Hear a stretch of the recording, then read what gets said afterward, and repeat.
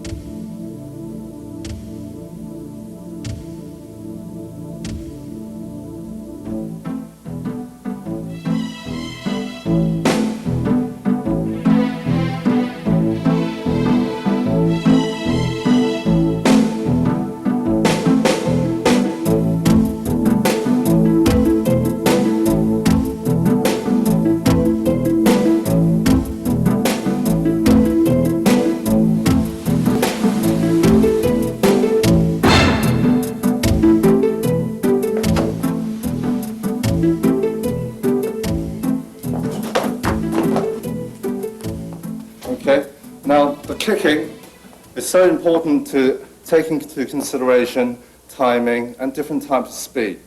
Although you only saw one speed, you've got to learn how to react to your opponent. You have to actually have the opponent to move and to keep on moving rather than staying still. The idea of moving, you've got to learn to use different angles, and you've got to adapt to how your body weight adjusts, either going backwards, forward, sideways, or to the other way.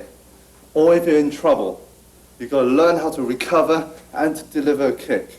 Using a kick, meaning either you use it to set up, or to use a hand to set up and then kick, or use the legs to set up and then punch. As you see earlier, now the idea of moving around to get a distance, see how he reacts. As I did earlier, my hands went up to cover the vision. So he thinks the activities is at the upper level being the head area. So he's preoccupied in this area here, while the leg actually goes downwards. Although it's not considered as a power kick, the front heel kick, but it's a kick to actually set you up for the first advantage, where you take him from here, and then you can follow up with its other techniques.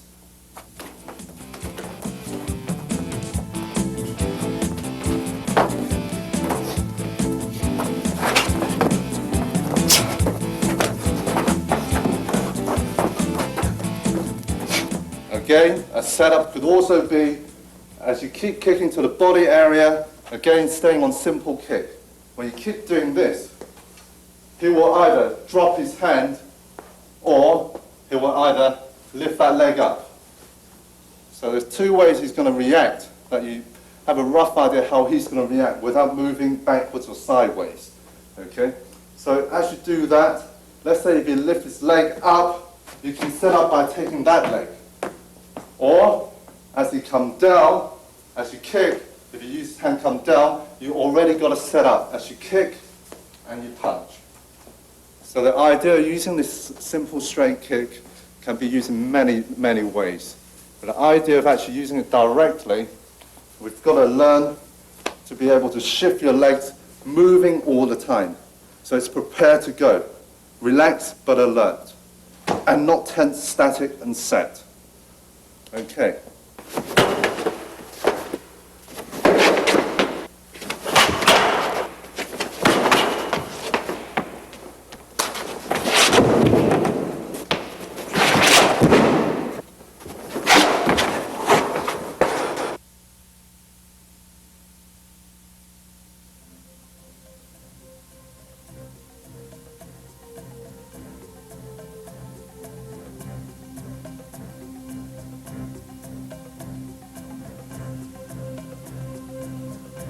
Read his movements. Measure his distance. Timing's crucial here. Counter his attack as soon as his eyes widen and his shoulders tenses.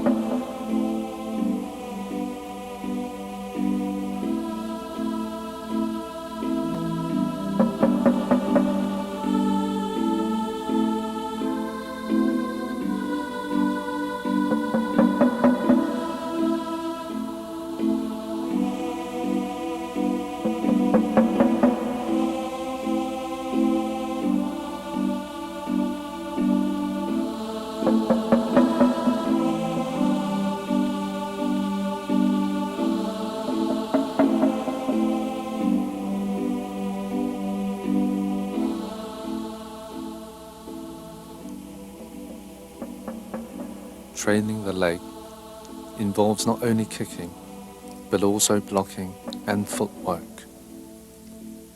Blocking the three main areas of the center, inside gate and outside gate.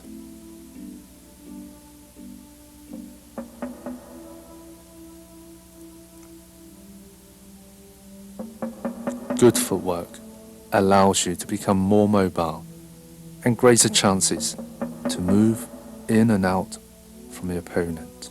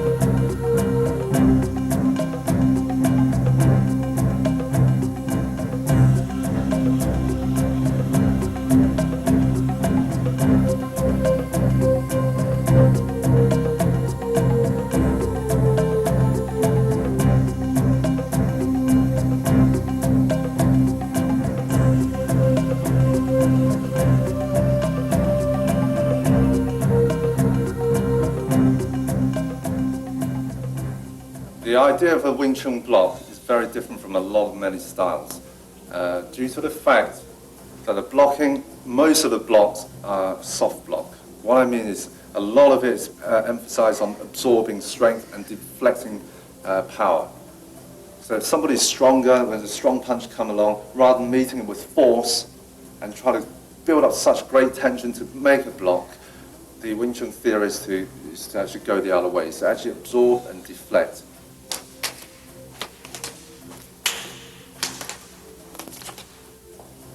And it's not just down to one movement. You're talking about many movements, combinations. You know, if somebody attacks you, it's not just purely just one punch, and you try and block it as hard as you can. The idea in the Wing Chun system is to block it with a minimum force with a blocking and a maximum force with a strike. As an example, if a punch comes along, the force is coming straight on. So therefore, using strength to go like this, to block it as hard as you can, takes a lot of effort, although you are still blocking it, and it's effective as a single movement. But then you can also block it effectively, blocking this way, or when you punch, and you're hardly using any force. You punch again. As the force is coming this direction, the hand intercepts. Okay, the interception, as it comes forward, you bring it back in and take it to one side. And that's what I mean by a soft block. And a hard block is actually trying to clash as hard as you can against it, which is what I think is a lot of unnecessary strength used. Whereas you could save that as you're blocking, and once you're finished, boom, you concentrate on your maximum force from here. Also, it gives you a great chance to recover very quickly. Once you block, you're prepared again, and you're ready.